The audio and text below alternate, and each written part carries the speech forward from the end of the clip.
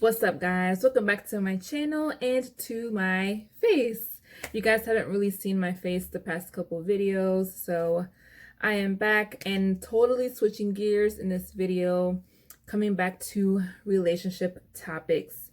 So this video is based off of a request that I received, and this video is going to be split in two parts. The first part is going to be responding to the request, which is I've already kind of responded to somewhat similar in another video. I had requested that I speak on dating older men. I have already spoken on, my thoughts on age gap relationships, but I'll just give a quick breakdown of how I feel about, more specifically, women dating older men. And then for the second part of the video, I'll get into my thoughts about whether women should be practicing hypergamy. This is something that I've been seeing circulating around YouTube lately, so I just wanted to kind of talk about it and get you all's opinion on it. So when it comes to the first topic of dating older men, I think for women, I know I can't speak for all women, but when I think of it, like if I were to consider it, and just based off of things I've seen, I think that when women choose to date older, it is because there are certain expectations that they have when it comes to dating older men. And there are certain benefits that they feel they will reap from being with an older, more mature man. Whether it be, emotional benefits, mental, and definitely financial. So I think naturally, women, we tend to gravitate towards men that we feel will be able to provide us a sense of security, that would be able to, provide for us, not just that, but our children. And so men or older men, they kind of give us this sense of like, they're probably more financially stable. They're more confident, in themselves. Hopefully they're not as jealous as some, younger guys can sometimes be. And they're just more sure of themselves and what they want. They don't play as many games, hopefully. Now some of the downfalls, I think, to dating an older man are, of course, just, different interests, different circles of friends. They might not get the popular culture references that you make, so there may be some, differences there, which is, expected, especially if the age gap is pretty big. And then, of course, there is the aging factor, which I did mention in one of my previous videos where I spoke about the age gap, because you can be, I don't know, maybe there could be like a 10 to 15 difference, a 10 to 15 year age difference between you guys. And while you're still in your 30s, 40s, maybe even early 50s, or when the older person is in that age, it's okay. But once you're in like your 50s or 60s and they're in like their 60s and 70s, that age gap really starts to show. So I feel like you have to ask yourself, do you want to deal with an elderly person later on in life, So those are just some of the things that I think women consider when dating an older man. So, and sometimes some women, you just happen to meet an older guy that you like, y'all hit it off, and that's that. Sometimes you just click with a person. You might not necessarily have been looking for an older guy, but it just happened, and later on down the road, here you are, you might be married or whatever the case may be. But for the most part though, I will say, I think when younger women date an older man, it's because there is something thereafter there, some type of benefits, whether it be emotionally, mentally, or financially. Which leads me to my next point, which is, should women be practicing hypergamy? Now, I kind of wanted to speak on this based off of some other YouTubers that I've been seeing speaking either for this or against it. Now, one of the YouTubers that speaks very much for this is a YouTuber that I'm subscribed to. Her name is Chrissy. She speaks a lot about this, but there are also a few other YouTubers that I also recently just saw kind of speaking against it. So if you don't know what hypergamy is, it's basically the practice of marrying a spouse of a higher caste or social status. So, it's not like a new concept at all. I think this is something that's been around since forever. It's been practiced in many different cultures and, cultures around the world. You see this in places like India, where they had a very strict caste system. So it was very common to see women trying to marry into a caste higher than the one that they were in. Now, I found an article that says that studies of mate selection found that men tend to prefer women who are young and attractive, while women tend to prefer men who are either rich, well-educated, ambitious, and attractive.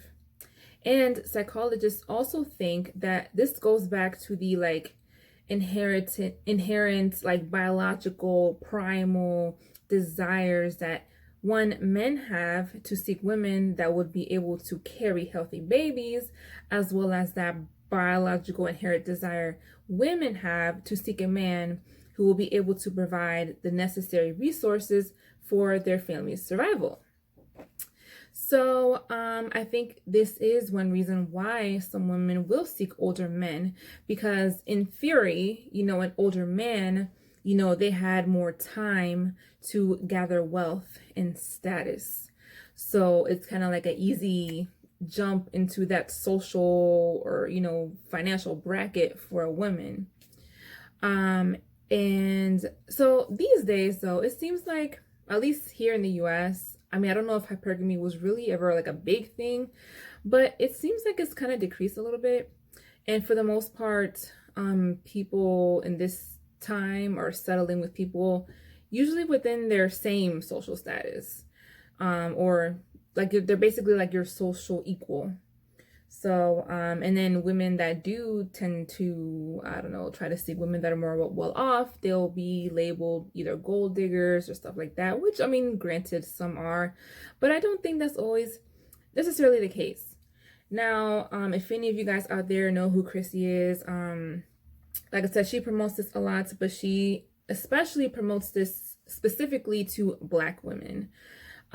She always says stuff like, Black women need to stop settling for struggle love, which is, basically, and this is of course not just limited to or exclusive to Black women. I think women of all races sometimes do this, but basically, getting with these guys that are pretty much broke and, becoming their ride or die chicks, and you end up being in these 10-year-long situationships. You end up having kids, not married, you can barely pay the bills.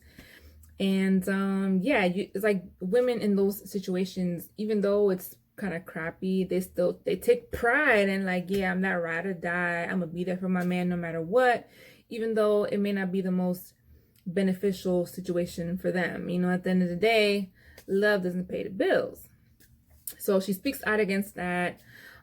She also speaks out against like the uber feminists and those that are, really out here trying to dismantle the patriarchy, and, they may look down on or, kind of bash women that do want to get married and that don't mind kind of fitting in or sticking to the more traditional gender roles, which if you want to do that, I don't think there's a problem. There's plenty of women that don't want to be in corporate America and this and that. They don't mind being a housewife. They don't mind being a stay-at-home mom. And if you have a man that can provide for your family and he is financially well off enough to the point where you can do that, then hey, why not?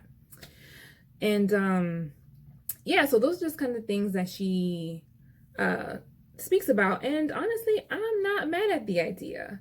I don't see why a woman should not aspire to be with a man that will grant her that financial security, And she talks about how, Black women specifically are at a disadvantage because a lot of the times, at least Black American women don't usually practice hypergamy, and they tend to settle with men who make less than them, that are less educated, and so many of them are basically the primary breadwinners in their households. And so she just talks about basically, being strategic about who you get with and, who you give the goodies to and stuff like that. And again, I personally don't see anything wrong with that logic. as long as, you know, money isn't your only motive. I mean, of course, I think you need to look at the person and there should be like real chemistry and stuff there. But I don't see anything wrong with trying to be with someone that's not going to drag you down. Now, I have, like I said, also seen some opposition to this and people saying that hypergamy is not the answer. And they have expressed some things like, you know, men of means or men in some of these higher social financial brackets can many times be abusive because I guess they feel like they have some type of power over you because of all the money that they have. But on the flip side, poor men can be abusive too, and they use their abuse as a way to overcompensate for the fact that they have no money. So that's one thing. They also say that marriage doesn't benefit Black women specifically. They say that hypergamy does not solve patriarchy. It doesn't guarantee that a man will have good character, ethics, a good moral compass. They're more likely to be less empathetic, and you know, stuff like that. Which, I mean, I get it. You don't want to be with a man just for money and he end up being a total asshole, you know? But those that are promoting hypergamy, I don't think they're saying that you need to be out here chasing billionaires, you know? And at the end of the day, you also have to be realistic, because what are the chances, you know, that you're really going to just somehow bump into a millionaire that's not already being approached by 50 other women, probably throwing themselves at them, trying to get that, you know, #1 spot. But I think it's more a matter of valuing yourself and seeking a partnership that will add additional value to your life, you know, not just emotionally, but financially. And I don't see anything wrong with seeking that. You know, at the end of the day, I think we all want to be comfortable. None of us want to be struggling, you know. But I will also say, I also don't think that if you happen to come across a guy that you really like and he's a good guy and he may not be in the, you know, best financial situation. So, you know, I think there are cases where, you know, you can help each other grow and build together and rise up together. Like, I don't think there's anything wrong with that either. But there's a difference between somebody that's so and that they're at least growing, and then someone that's just, you know, destitute, you know, that's just not doing anything. They're not trying to grow, you know. There's differences. So I mean, there's a lot that I think you can take into account. But yeah, I don't see nothing wrong with preaching, you know, women should be practicing hypergamy, because really women from other cultures been doing this, you know. Latin American women, they've been doing that. I mean, Hispanic women, a lot of them definitely look to get with men that are, you know, going to be like a come up for them, you know. I don't think most women are out here seeking men that are in lower socioeconomic positions, because that's not going to help you, you know. But again, it happens. So anyway, that's what's it for this video. Let me know your opinions, whether it's on women dating older men or just this whole idea of women practicing hypergamy. And you can comment, you know, give your opinion if you're a man too. Should we be practicing this? Should we be looking for men that are going to be our, you know, help us level up, you know, as Sierra did? You know, that was a good example of a level up, going from Future to Russell Wilson. You know what I'm saying? That was a big come up. So congrats to her. All right, guys, that was it for this video. Give this video a thumbs up if you liked it, and I'll catch you all in the next one. Bye.